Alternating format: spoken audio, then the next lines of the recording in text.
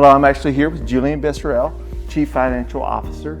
He spends most of his time on the clinic and also with Revenue Cycle, does an amazing job. He and I go a long ways back. We grew up in the same town, and we actually have our undergrads in the same locations. We're actually here to talk about empathy, and tell me a little bit what empathy means to you.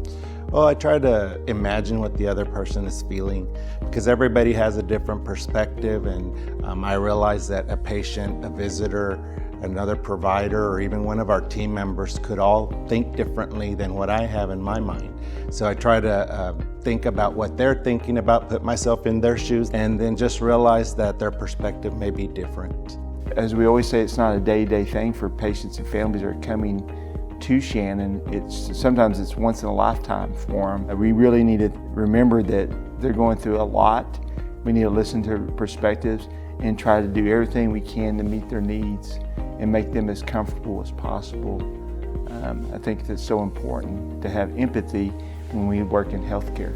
That's right. I think it's real important. We got to remember that we live this every day and we see that every day, but we got to remember that to them it's not every day. And so really getting in their shoes and trying to feel what they're feeling and then helping comfort them, showing compassion to them, I think that's all part of empathy. And not only to our patients, but even our coworkers or team members, really trying to understand, what would I want to know if I was them? And so really communicating with them, not interrupting when we're talking to them, and just a lot of ways to show empathy.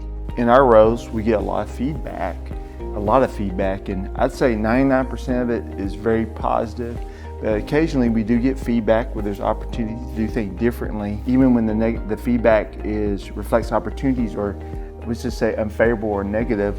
We take the time to really try to understand what the patient or the family member might have been feeling in that situation, and analyze that and see if we can do things differently for our patients and our families. Yes, that's correct. And empathy sometimes knowing how the other person feels, even if you don't agree with them. And a lot of times as we handle complaints, we might have to step in those shoes and just, first of all, making sure they're okay, that they're being cared for, and then we can talk about what is, bothering them, and letting them know that it is something we listen to and we want to do something about to better ourselves.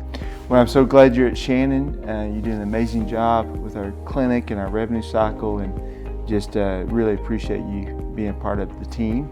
And you guys have a great day. Thank you. Thank you.